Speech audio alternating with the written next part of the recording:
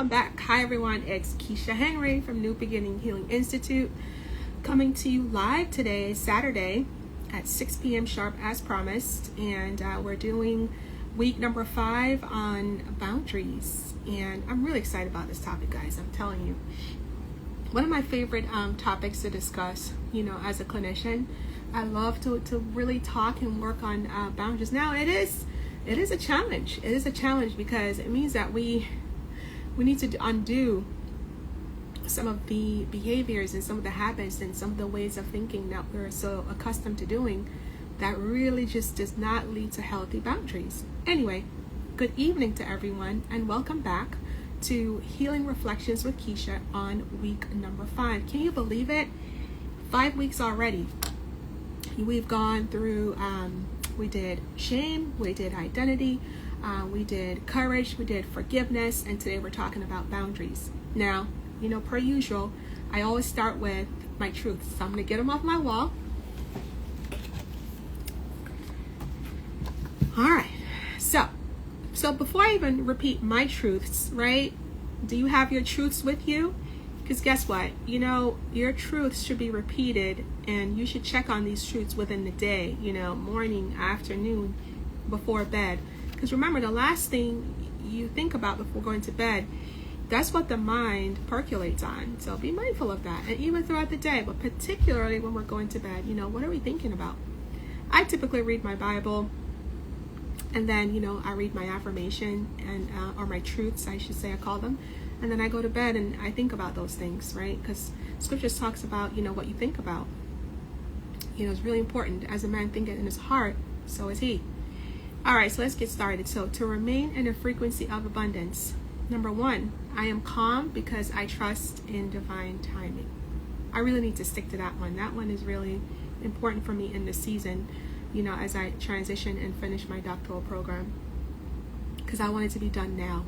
I really do. But I am calm because I trust in divine timing, and he has already this date set for me, so I just need to keep going. Number 2, I am bold because I am made in the greatness of his image. Now, I love that one too. That's in the book of Psalms, right? I am fearfully and wonderfully made. So I am bold because I am made in the greatness of his image. Even in moments when I'm afraid, and I do feel afraid, I do move through because I am made in the greatness of his image, and he lives inside of me. And so I'm able to move through seasons or circumstances where I feel afraid. And that's our humanity. We feel afraid sometimes, and we can admit that, and it's okay. No shame. And third, above all, I do what I say I would do. And I promised to do the 7-week series, and I'm doing it today. This is week number 5. And I must be honest with you. Today I was like, maybe I'll just record and upload it. I'm not going to do a live, because, most times, and I find this to be true, everyone's busy on a Saturday. Most times, I don't have persons that will check in on the live. They'll listen to the recording after, and I get that. You know what I mean? And so who wants to sit here on a Saturday? You probably want to go at the beach, hang out with your friends, which I hope you're doing that too. Or do something fun for yourself. Who wants to sit in front of a computer or on a phone? So I get that. But then, I remind myself too, and it's not just me reminding myself, I know that who lives inside of me reminds me that, hey, you know what? Do it, because you said that you would do it. That's a commitment. And so commitments are commitments, and you never know, someone may join the live in this moment, and perhaps that person needs to hear this live today. So with those reminders, I move forward. And so instead of recording and uploading, this weekly reflection, I said, no, I promise to do what I say I'm going to do, and I'm doing it. So here I am. And then the last thing that popped in my heart, I'll share that part too, is that I actually love to do this. I love this work. I really do. And I'm reminded about why I love this work so much. It's because of my own life experiences. And as I matriculated through those experiences, I wish at the time that there was something out there like this, that talked about identity, that talked about, self-esteem, that talked about the shaping of the self. I wish that there was something out there during those moments when I was matriculating and going through that healing period or periods of my life. And so I understand that my experience then, as my grandmother would say, is not for naught, and it does become a blueprint for others.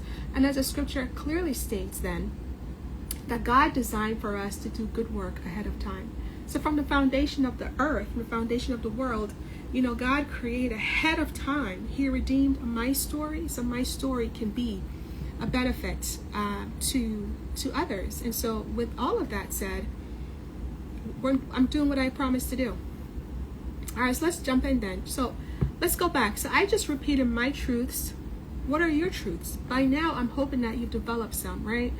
Some people call them affirmations. I think that gets used a lot. It's overused in my estimation. And I think it loses its meaning and its value. And so for me, I find that was happening, and particularly with my clients too. They're like, oh, affirmations, I don't really feel it, because someone else named it. So name what you want to call it. And I'm naming my truths about myself. God's truths about myself, that I use scripture to formulate my own reinforcements during the day and during the week. And as I've shared, over the years, I've cultivated many, and they've changed over time. In fact, I was speaking to one of my clients this week, and she's cultivating her own from the scriptures too. And I just love when my clients tell me that. I don't tell them to do that. They do it on their own. And this is how this growth is so organic to each person. So we're talking about, boundaries tonight. And, I listened back to a few of my live recordings, and I recognized that there are a few pieces that I really wanted to say and did not say. So I made some notes for myself. I typically just go unscripted, but I'm like, I'm going to do a little bit of notes so I can make sure I say what I want to say and that I don't miss it. All right. So here we go. Question. So I want you to think of a situation right now in your life where you feel uncomfortable. Pardon, I'm having some tea. Resentful, maybe even drained, maybe pressured. Pressure's a lot. We feel pressure on a lot of fronts, or like, you're giving more than you actually want to give or can give. Think about that. I'll let that settle for a minute. So think about where you are right now in your life, and it's uncomfortable for you. And truth be told, you felt this way for a long time, and it just keeps going and going and going and going. This brings me to the women's community. Perhaps you've heard me talk about it a lot in the past week, and I put the survey out there.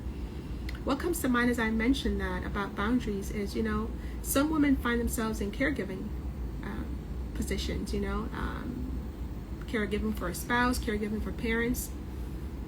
And so boundaries really is kind of hard in those circumstances. Maybe you're taking care of a disabled child, and maybe you're single parenting that as well. And how do you cultivate boundaries in those circumstances? Or maybe you're not a single parent, but perhaps you just don't have the support in a household that you wish that you did. I have had families that I've supported in these kinds of situations, and so boundaries are still important. So let's continue then. So when I raise that question, I'm hoping it brings to mind really where you are in your life, or where you have been in your life for quite some time. And I know if you watched the video prior to my live today, I was introducing what we would talk about tonight. I brought up this word gatekeeping. I love this word gatekeeping. I remember when I introduced this word to, I don't know who I was working with, and I said, that's gatekeeping. That's absolutely gatekeeping. Oh, and while I pause here, I'm racing back just to give a plug for the Hagar Shop. So the Hagar Shop is the Hagar Shop on Etsy store. You can see I'm always wearing I Am a Woman of Abundance shirt. And so this shirt accompanies the book Healing of the Heart, Lessons from My Journey, of course, of which every week I read a story or I read a poem. So if you're wondering if I'm wearing a uniform, it's not a uniform, but it is the fact that, we do believe that every woman and girl deserves a positive self-esteem. And we promote this vision at every turn and to whomever will listen. And we do that in our accessories and our clothing. And so you can find our accessories and stationery items really that supports and promotes this mission in the Hagar Shop. So from time to time, you'll see me, make reference to the apparel that I'm wearing, or maybe a piece of jewelry. I'm not wearing the Healing of the Heart earrings today, but I am wearing the I Am a Woman of Abundance shirt. And again, you can find that in the Hagar shop. And lastly, about the Hagar shop, just so you know, it supports our nonprofit that we're heading in that direction. So for women and girls who cannot, financially afford therapy, that's what those proceeds are for. So just so you know. So the concept of gatekeeping. So I was working with a client and I said, that's gatekeeping. Oh, I've never heard the term. So what gatekeeping simply is wherein a demand is placed upon you, a demand, a request. Some interaction, some activity has taken place, and you're uncomfortable with disappointing that person. So what does that simply mean? So rather than you allowing that person to be whatever it is that they may feel, whether it be a child, whether it be a minor child, whether it be an adult child, and I've seen this in adult parent-child relationships, or whether it's a spouse, or whether it's a boss, or whether it's your girlfriends, or any other interpersonal relationships or intimate relationships, rather than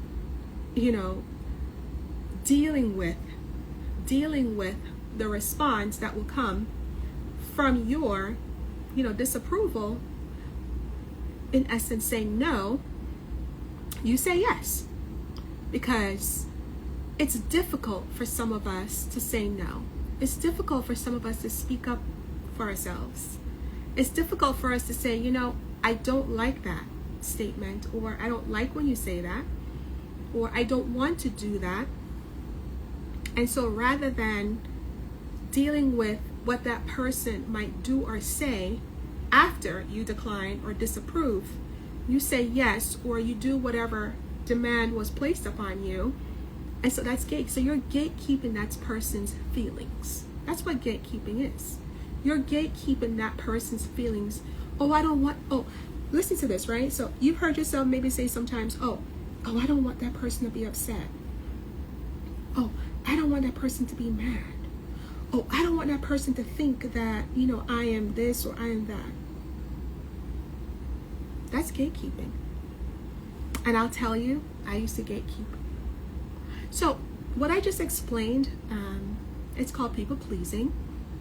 It's avoiding conflict. And I'll tell you too, some people develop this personality wherein, it's an avoidant personality. And you do have some people, now I know you hear people talk about, narcissism and narcissistic personality. Well, guess what? Disorder.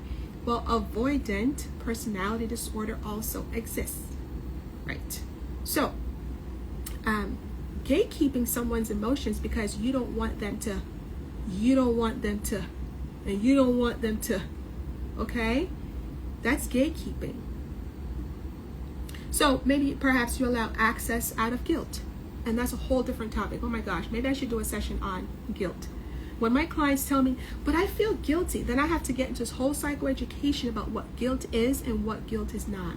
And when I run down the two columns, oh my. When I have my clients to run down the columns and I have them write things out, it becomes clear about what guilt is and what it isn't.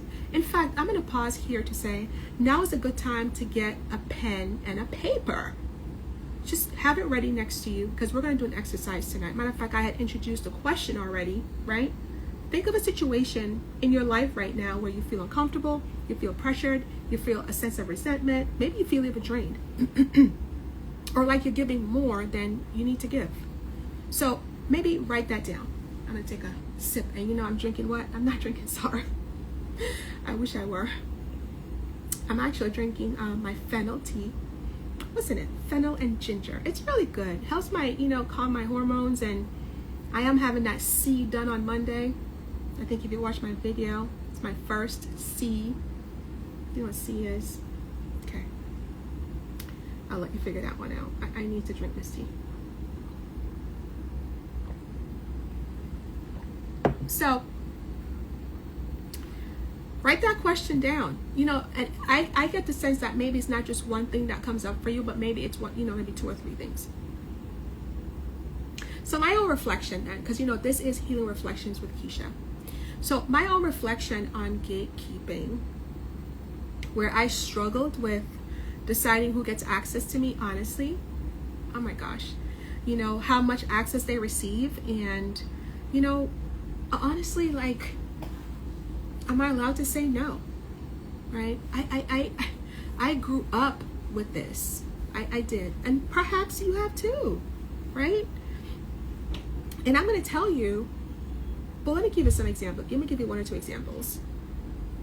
From a cultural perspective, I think you've heard me, you hear me mention this on here before. You speak when you're spoken to, you answer when you're called. Like, you don't have a choice about when you speak and when you don't speak. In fact, you're not allowed to have this kind of autonomy about expression in our culture, Caribbean culture, and perhaps Latin culture, so in others. But speaking from what I know firsthand, when you have that kind of conditioning, or that kind of holy environment, as the literature calls it, shaping takes place very early, and you start to believe that you need permission, basically, right?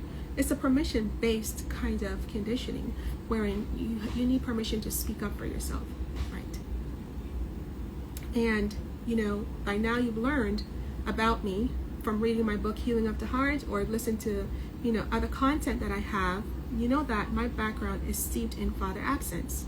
That also has a profound, or had a profound effect on my shaping, on my self-esteem, on my sense of self, on my self-perception, and how I perceive others to see me. So you understand that gatekeeping was a major part of my existence, and how I approach relationships, and how I treated myself. Think about that, and I'll drop it right here. So I'm a teen mom, right? When you feel like you need to say yes to receive love, that can happen. Father absence will bring that into your life. So those are some examples of my own. And again, it's in the book. If you have the book, by the way, just giving you a heads up, we're going to be reading tonight, Know Your Worth. It's on page 21. So last time we did a story, I think. We did a story, or did we do poetry? I can't remember, guys. But tonight we're going to do a poetry tonight. We're going to do a poem tonight that will really integrate and align with what we're talking about, boundary setting. And truth be told, all of what we're talking about tonight really ties nicely back to the prior weeks that we've been talking about identity, talking about shame, talking about forgiveness and courage. It's all, every week is layered on top of the other. So here you are, right? You're thinking about, one or two things that perhaps have you feeling this sense of overwhelm, this sense of I can't speak up for myself, this sense of avoidance, gatekeeping for someone else because you want to keep the peace. One of my clients said that to me. I just want to keep the peace. I just can't be bothered. The drama. But then what happens inside of you? Now as a child, right? When I think of it back then, I remember how that really feels. And if you pause long enough to think about how that felt then, perhaps you're still carrying that same feeling even now, particularly in situations when those specific or certain types of demands are placed upon you. So that's a little bit of reflecting on, my own gatekeeping, growing up, and how that started for me, and then how it shows up today. Maybe I should give an example about that. Truth, because I know that a lot of my deficits, my emotional deficits, or a lot of those deficits shows up in my parenting. I shared in my book, and I share openly with my clients who struggle in the same way, which is why the blueprint is so important. It's important to be authentic with people because people do want to change. People want to understand how and why they arrange to do what they do, and I'm very much big on that. So it shows up in my parenting because I know for quite some time at the beginning of my parenting, I wasn't always the most emotionally connective or connecting kind of parent. And to this day, my husband is still, hands down, the most emotionally connective parent in our household. For me, it takes extra work. Well, you think about my upbringing, very stoic family and environment. And remember, the permission to be was the order of the day. So when you grow up feeling like there's something that you have to protect, always have to protect yourself emotionally. You have to protect yourself emotionally. and you have to do what other demands are so you can receive that which you need in that environment, right? Pay attention to what I'm saying. So essentially, we do things, right, out of these demands. We gatekeep to avoid and also to protect. So we want to protect ourselves. We don't want to feel that angst. We don't want to feel that, the angst from saying no. Maybe you want to avoid that whipping as a child. Gosh, and so in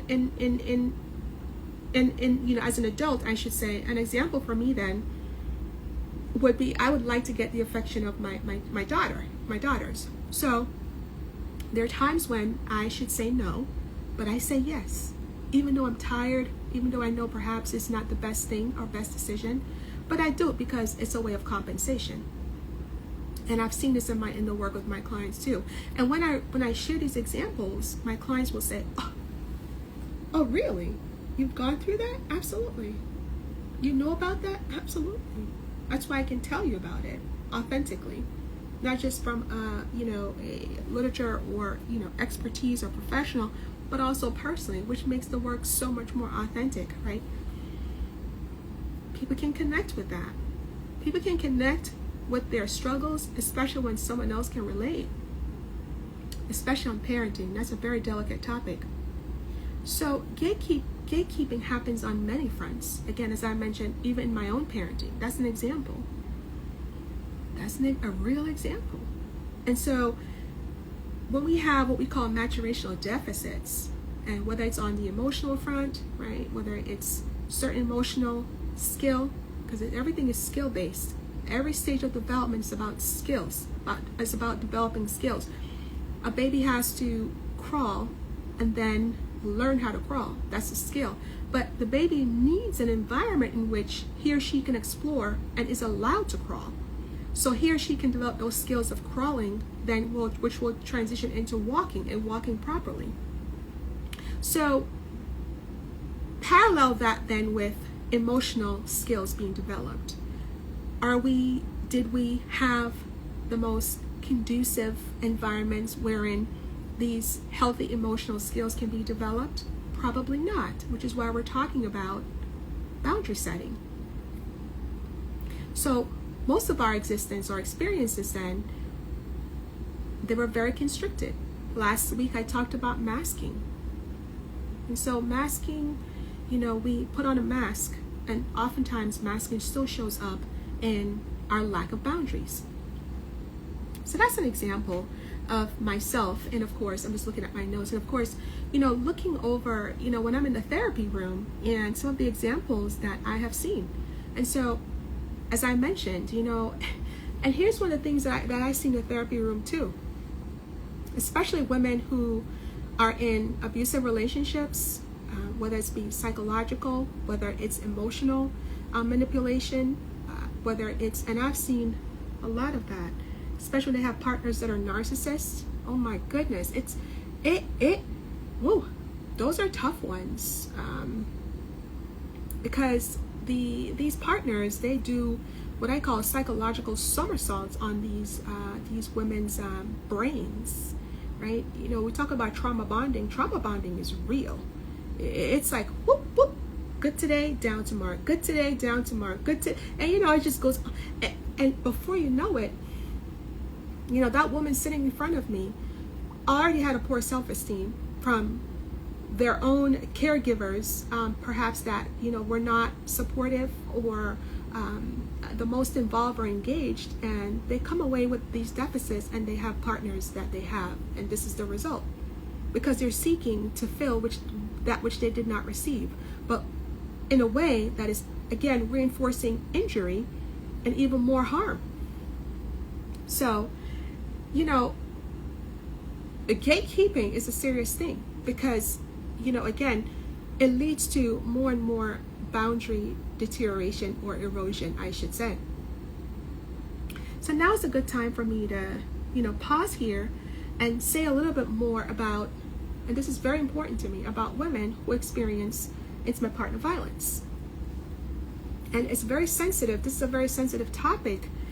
And again, I think this poem about know your worth is so important, because in my experience in the therapy room, I have come across women in these particular types of situations.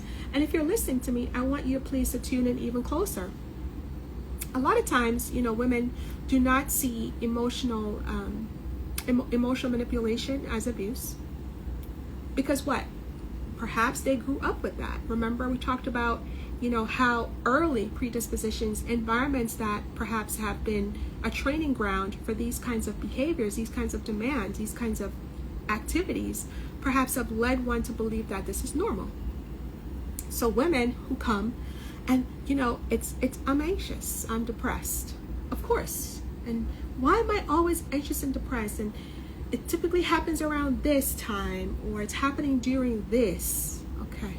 And when you peel the layer back, there is emotional.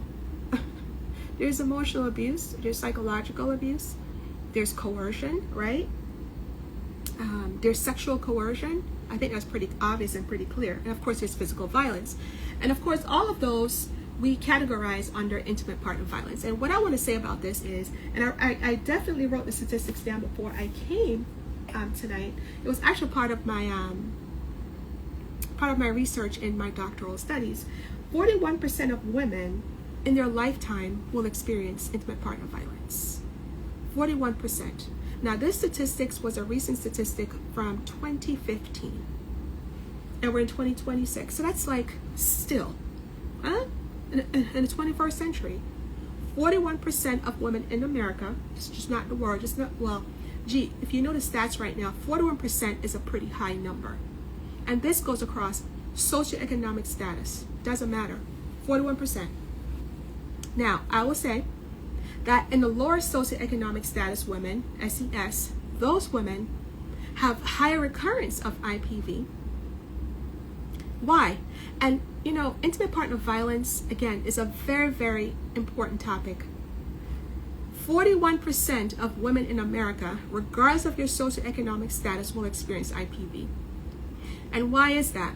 Well, as I mentioned earlier, a lot of priming takes place in our early childhood. That's based on caregiving, whoever the caregivers are. And again, these environments prime us, prime our brains, right? For the kinds of relationships that we seek. We call that maturational deficits. So IPV is not an accident. It's not like, oh, gee, I just chose this person. No, this is something that is unconscious. If you listened to me last week, you listened to me talk about psychic determinism. Organisms, organizations, churches, groups. There's a reason behind why we do this and why we do that, why we choose this person, why we choose that person. But again, these are unconscious instincts. They're unconscious drives. Oh, hi, Isha LaBelle. Thank you for joining. So these are unconscious. So boundary erosions happen. You see it in front of you, but you don't understand really unconsciously why you and I arrange, how and why we arrange to have these things repeat in our lives, right?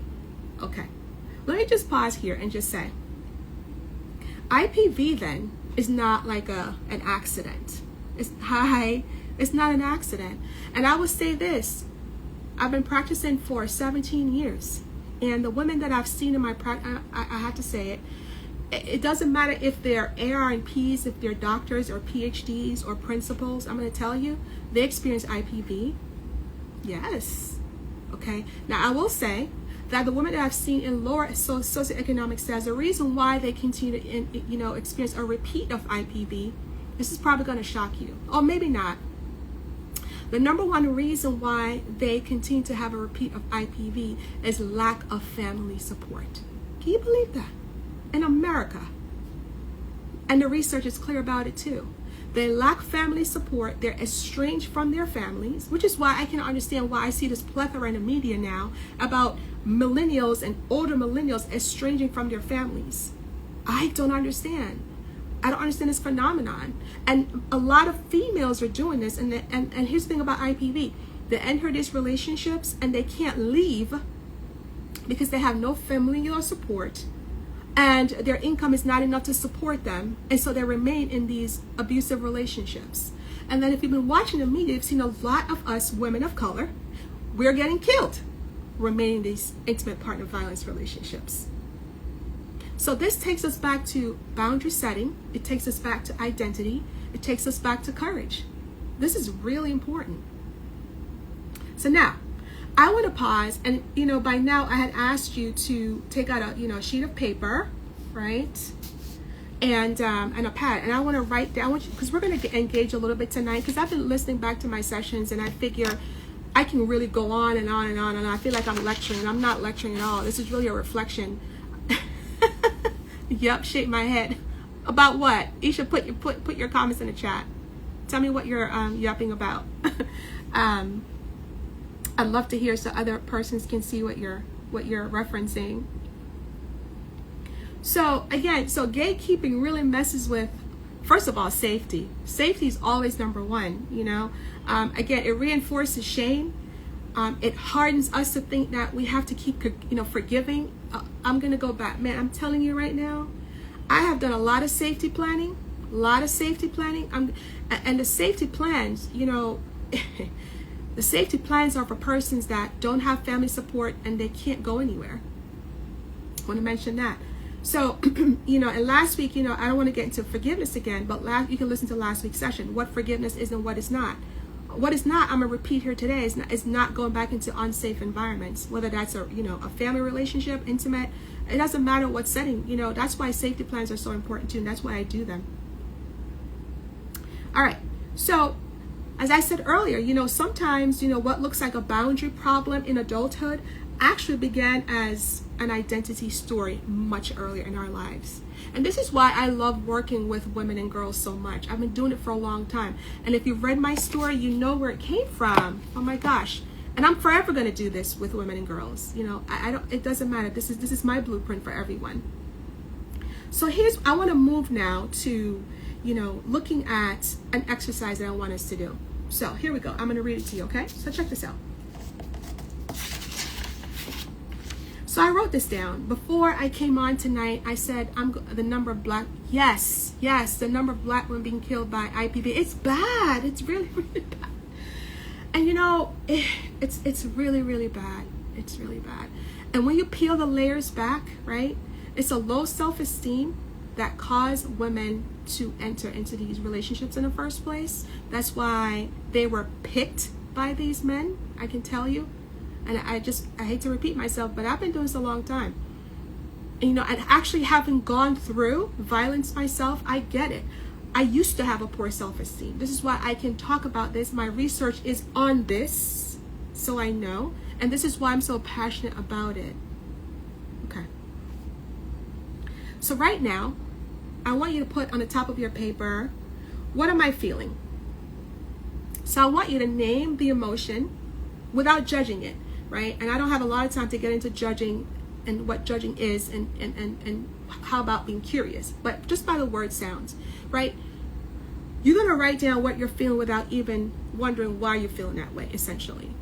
And then be curious about it. So I want you to write, name the emotion without judging it. Are you irritated? Are you anxious? Are you feeling guilty? Are you feeling overwhelmed, exhausted, or resentful? Because remember, the first question I asked you was, what situation are you facing right now that's causing you to say yes to? And again, you don't have to be in a violent relationship, verbal or physical or otherwise. Really, you could be leading a church group. I'm being honest, and you're feeling resentful because somebody else is not carrying their weight. Or perhaps the first lady might be mad if you speak up for yourself. Like, I talked about spiritual and cultural bypassing 2 weeks ago. That's a serious deal, right? Because all of that is still masking. So are you caregiving? Now, I'm telling you, I've worked with families. They have disabled children. They have a spouse that's not carrying their weight. They have adult children that's not carrying their weight. So you can see, right? You can really see how boundary setting really shows up in different parts of our lives and in various settings. I had another client, boundary setting was difficult for her in corporate America. Now, you and I both know how that goes. That's tough. And being a woman of color, that's really tough for her. But it can be done. All right, so here's the next question. What do I need? Right? What do I need?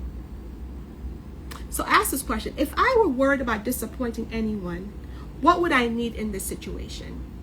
You know, honestly, I'm from the Caribbean, you know, so a lot of women that I work with are from Latin or they're either Latin or Caribbean. And one of the things, or one of the cultural elements for us is, you know, it's hard to say no to your parents. It's hard to say no to your parents, right? But how do you say no in a respectful way? How do you give access to people who need you, but at the same time, you know, find ways of limiting access all the time? Remember, boundary setting really speaks to your foundation of how you were raised. It goes all the way back to that. It goes back to your spiritual identity, your culture identity, and unconsciously, it really shows up in decisions that we make every day. Again, so let's just, you know, think about that. So I ask you where you are in your life right now, what you're feeling, right? And if I weren't worried about disappointing anyone, so if you weren't worried about how, you know, a person would respond to you, because remember what gatekeeping is. Gatekeeping is you just cannot tolerate what that other person might say or do or respond if you say no. Think about what I just said. How many times have you felt like that? I've had clients tell me, I just don't want the drama. You know. But then they come to me and sit on my couch and tell me how depressed and how much anxiety. Okay. But then, you know, we need to look a little deeper. We can't just talk about the same things over and over. We have to decide, right, what will be that small increment of change that you can make for yourself when it comes on to boundary setting. And again, that takes courage. Last week we talked about courage, or week before last, last week before we talked about courage. Really important. Listen to that session. You know, some of you might be asking, okay, why are you doing these weekly series? Especially for Isha, you're joining me. So just so you know, Isha, I've been practicing for 17 years, and I finally went back to school. I'm licensed, board licensed for the past 12, 13 years, and I decided to get my doctoral degree because I need to advance and do more publications and do more research, particularly around women and health outcomes. So I have not been practicing fully as I am accustomed to doing, and doing weekly sessions in this way from a reflection standpoint, it allows me to stay in connection with my practice community and those persons who perhaps desire to see me in this way, but I just don't have the availability. So this is my way of giving back, to say I am staying connected to my practice community and those persons who wish to be supported in this way. So I just want to share that. All right. So very simple. I like to be practical. I like to move away from just giving you concepts, frameworks, and examples. And I do this in my therapy room too. You know, I always say, you know, let's take a look at your living situation. Let's look at your real life situation. Like, you have to know where you are. And that's why I say to you, write this stuff down. Where are you? What's affecting you right now? And I want to repeat myself here. If you weren't worried about disappointing anyone, what would I need in this situation? Oh, thank you for that. I appreciate this. I definitely need to hear this. Well, I'm glad. It's really important. Oh my gosh. You know, it really is. As I said before at the beginning of my life, another reason why I continue to do this is because I wish when I was in my early 20s, when I was a teen mom, perhaps it's in my book, I was a teen mom, and I'm also a law school dropout, and I wish someone was out there doing exactly what I'm doing. I'm telling you, I wish there was someone out there just was a professional, you know, subject matter expert, but yet can still bare their soul and be vulnerable and help someone. This is what I'm doing, period. You know? And from a spiritual standpoint, the scripture talks about, I think in the book of Romans, says God had designed for us ahead of time to do good works. Absolutely. What does that mean? It means that he redeems our stories so we can be a blueprint for someone else. And I firmly believe in that. I'm telling you right now. It's just the way it is, and I'm going to continue. So I asked the question. So think about that, and I hope you've written it down. I really hope you've written it down, right? So I need, you know, maybe you need some more time to think about whether you have the capacity for that. And that's true. You know, I help my clients build capacity for different things. And now is a good time for me to mention, particularly women who experience IPV. Because trauma bonding is real. You know, that brain goes somersaults. You know, he loves me today and tomorrow, you know. I'm beautiful today, tomorrow I'm ugly, or whatever it is. I'm telling you right now, that stuff is real. I mean, I've seen women gut-wrenching, crying, snot, because their self-worth is tied up in this person over here who can't be consistent about anything, who pretends to be this and tomorrow is not that person. I've seen this over and over again. Beautiful women go through this. And what's wrong with me? Nothing. But you know what I've learned over time? I don't tell my clients anything. I can't. And the literature doesn't support it anyway. You see, what happens is my job, which I love, is to guide my clients to the truth, because the truth is in you already. It is. And my job is to point that out. And I love that I get to do that. It's in you. And when we have those aha moments, it's a different set of tears. Those are beautiful tears. I want to say that. All right. So now's a good time for me to talk about the capacity building for those persons who have just been broken down as a child. Different relationships over time just continue to chip away at your identity, at your self-esteem, how you perceive yourself, and as a result, how you think others perceive you. That's some dangerous stuff. You hear me? That's lethal. So how I build capacity for that, and we're going to do it tonight in a very, very minuscule way. I say to my clients, you know what?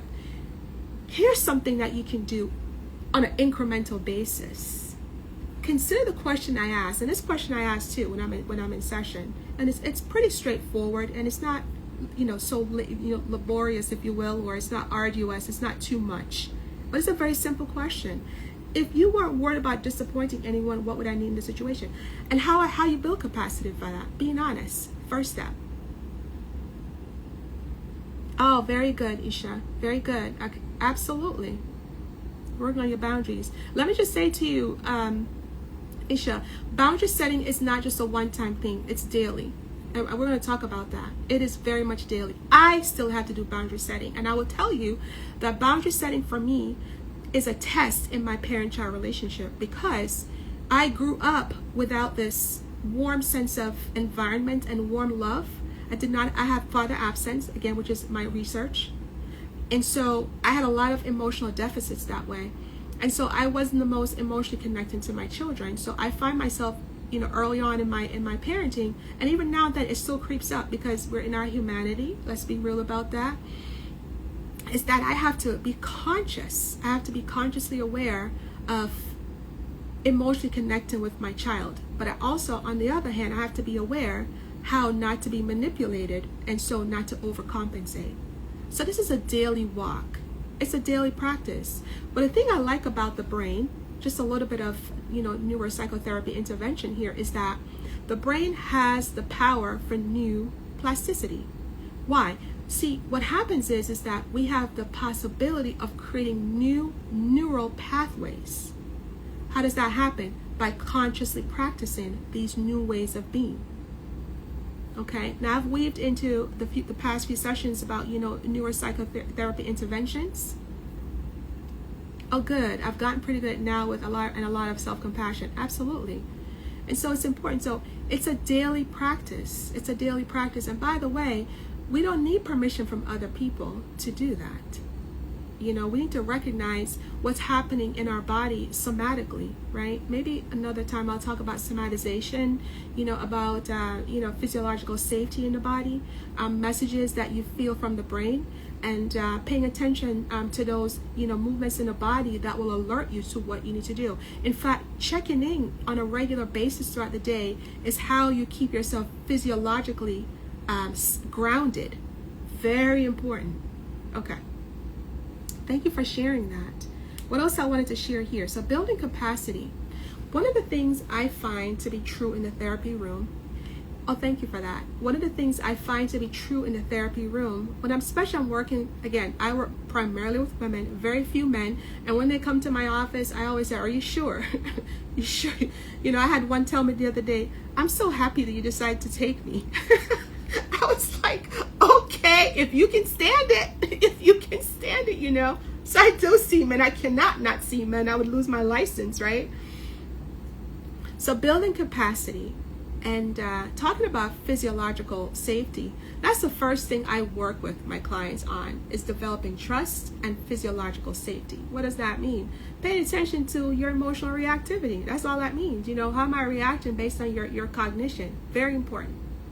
So one of the things I find to be true when we're working on boundary setting is to find out from my clients, you know, and I'm asking you to find out from yourself, which is why I asked the question, what are you afraid of happening?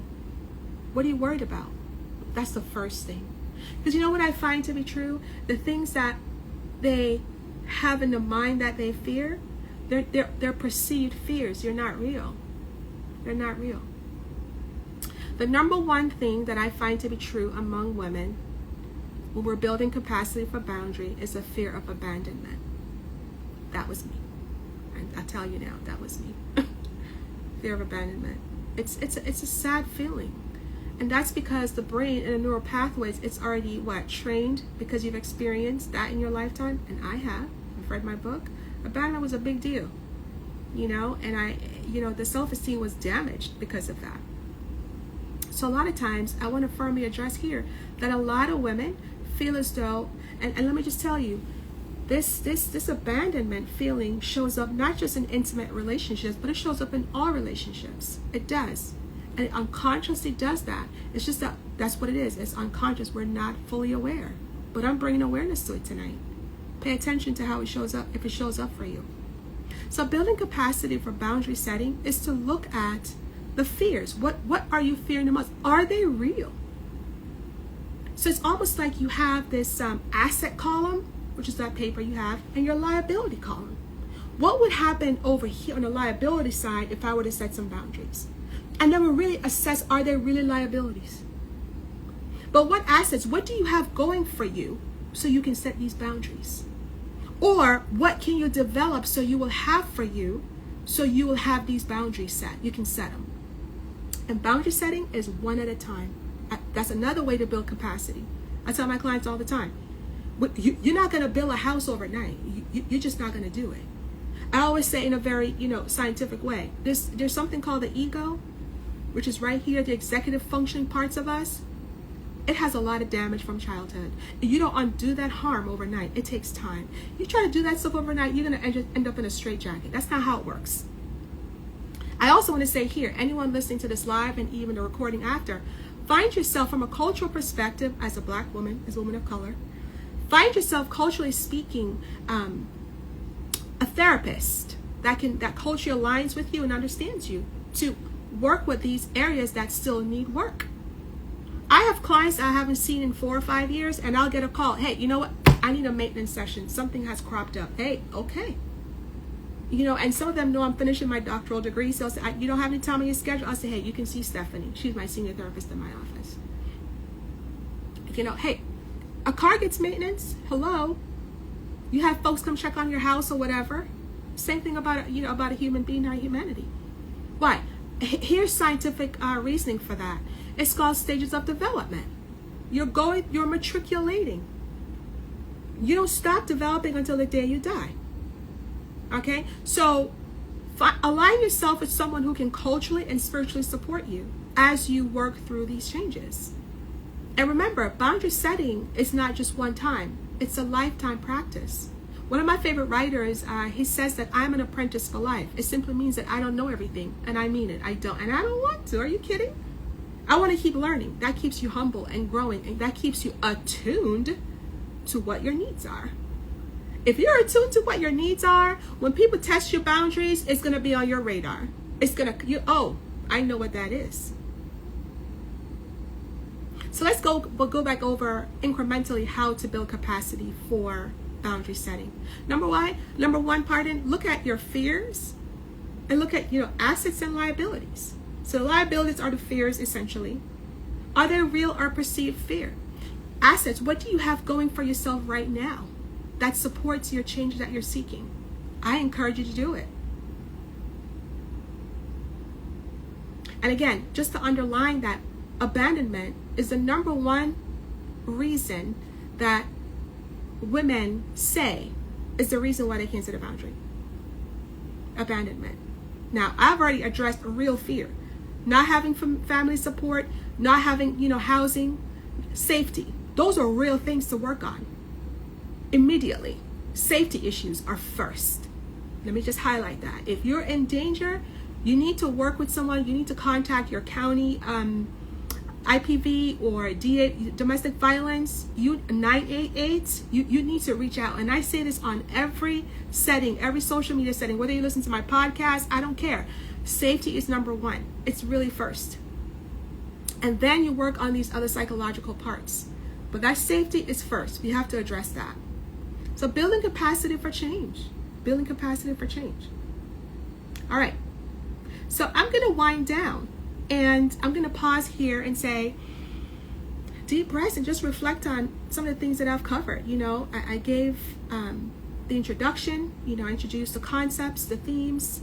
I gave examples about them. I gave education on them. I gave living examples of myself and others that I've come across, and I'm pretty sure I'll continue to come across. And then I also talked about, examples, real applicable examples of what needs to be integrated to continue to support change towards boundary setting.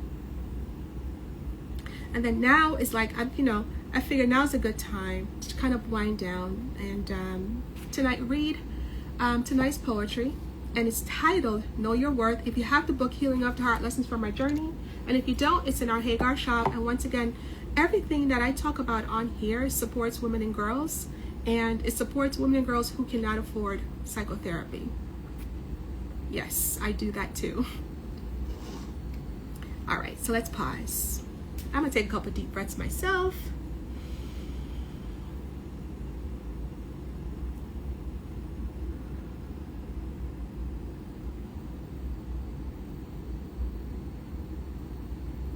And I swallow. This is called box breathing or diaphragmatic breathing.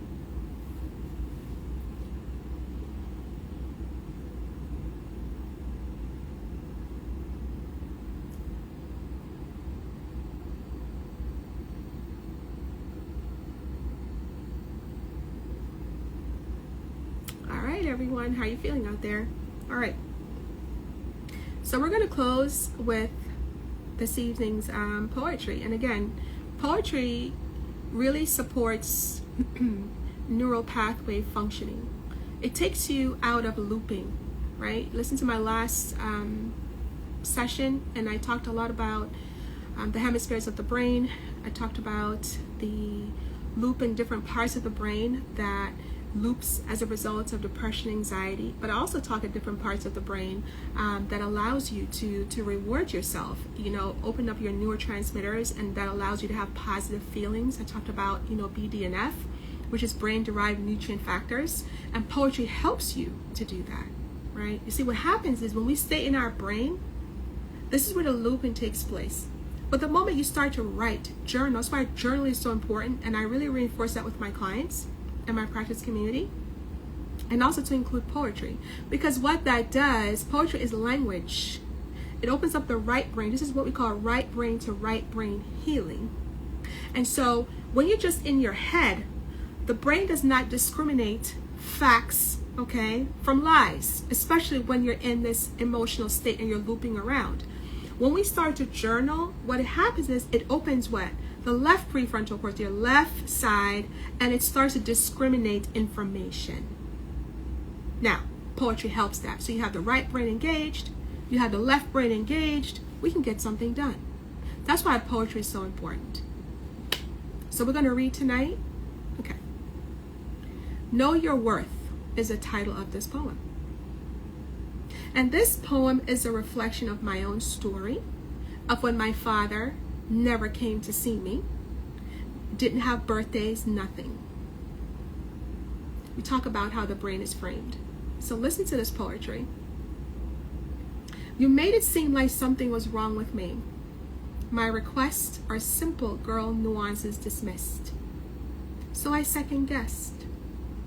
No birthdays, no cards. You made it seem hard. Unimportant, trivial, these actions became a sequel.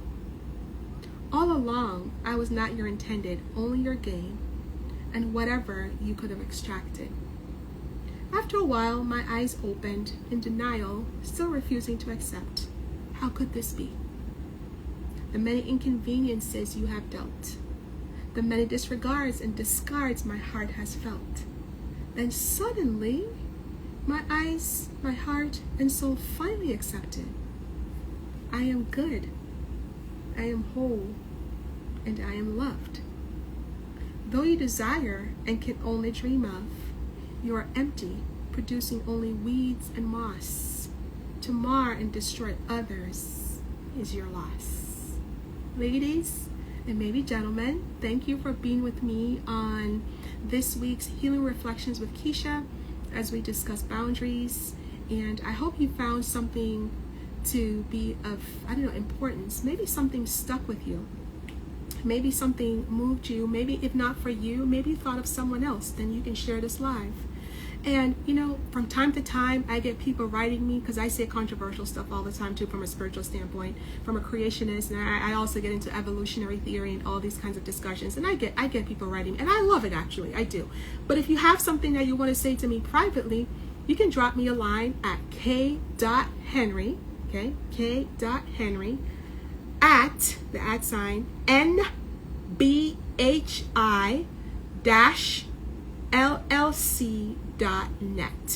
So that's k.henry at nbhi-llc.net. Or you can look me up online at New Beginning Healing Institute, or just type my name, Keisha Henry. You'll find me online. Thank you so much for being with me, Isha. Thank you for listening, and I hope to see you next time. Have a good evening. Bye-bye.